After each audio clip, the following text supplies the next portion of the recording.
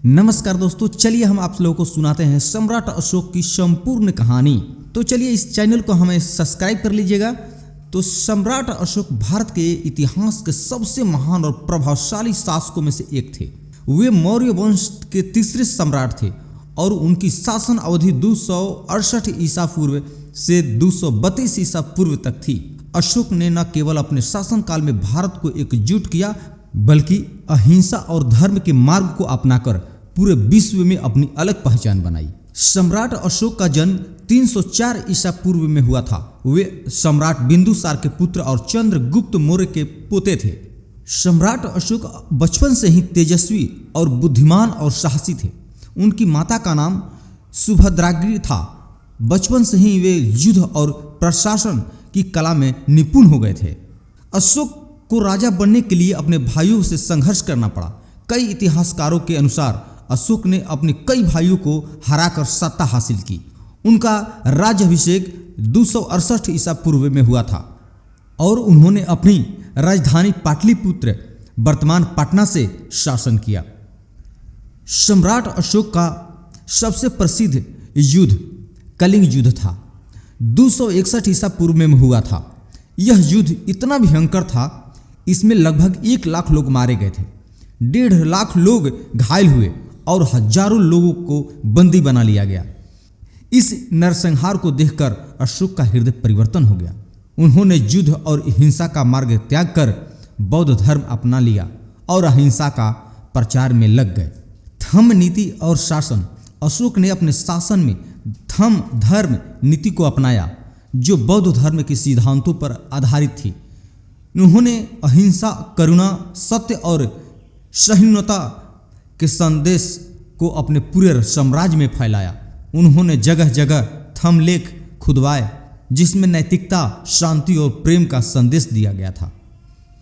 बौद्ध धर्म का प्रचार। अशोक ने बौद्ध धर्म के प्रचार के लिए अपने पुत्र महेंद्र और पुत्री संघमित्रा को श्रीलंका भेजा। उन्होंने अपने स्तूपों और विहारों का निर्माण करवाया, जिनमें सांची का स्तूप विशेष रूप से प्रसिद्ध है। सम्राट अशोक का निधन 232 ईसा पूर्व में हुआ। उनकी मृत्यु के बाद मौर्य साम्राज्य धीरे धीरे कमजोर हो गया, लेकिन उनका संदेश और विरासत आज भी जिंदा है। इन्हें अशोक महान के नाम से जाना जाता है और उनके धर्म चक्र को भारत के राष्ट्रीय ध्वज के स्थान दिया गया है। सम्राट अशोक केवल एक महान योद्धा ही नहीं, बल्कि एक महान शासक और दार्शनिक भी थे। उन्होंने हिंसा छोड़कर अहिंसा को अपनाया और दुनिया के करुणा और प्रेम को संदेश दिया। उनका जीवन यह सिखाता है कि सच्ची महानता युद्ध में नहीं, बल्कि शांति और धर्म में होती है।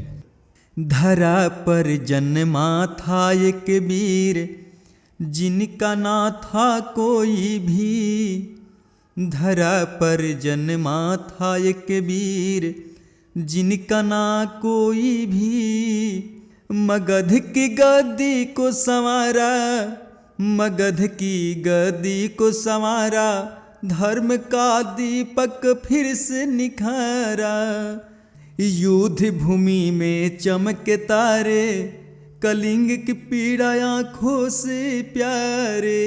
रक्त से लदफद धरती देखी, अंदर में उठी करुणा रेखी। रक्त से लदफद धरती देखी, तो त्याग दिया क्रोध अपनाया।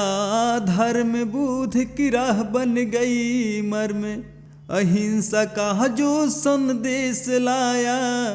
भारत को नव चेतना दिलाया। शीशा लिखो में गूंजी बानी, जिसने बदली समय की कहानी।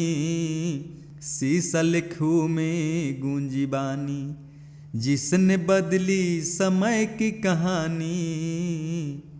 त्याग दिया क्रोध अपनाया धर्म बुद्ध की राह। शीशा लिखो में गूंजी बानी, जिसने बदली समय की कहानी। राजा नहीं बस धर्म प्रेमी, अशोक बना युगों का सेमी। राजा नहीं बस धर्म प्रेमी, अशोक बना युगों का सेमी। धरा पर जन्मा था एक वीर जिनका ना था कोई भी, मगध की गद्दी को संवारा धर्म का दीपक फिर से निखरा। राजा नहीं बस धर्म प्रेमी, अशोक बना योग का सेमी। राजा नहीं बस धर्म प्रेमी। तो चलिए, हमारी कहानी अच्छी लगी तो आप लोग हमारे चैनल को सब्सक्राइब करें और कमेंट करें, शेयर करें।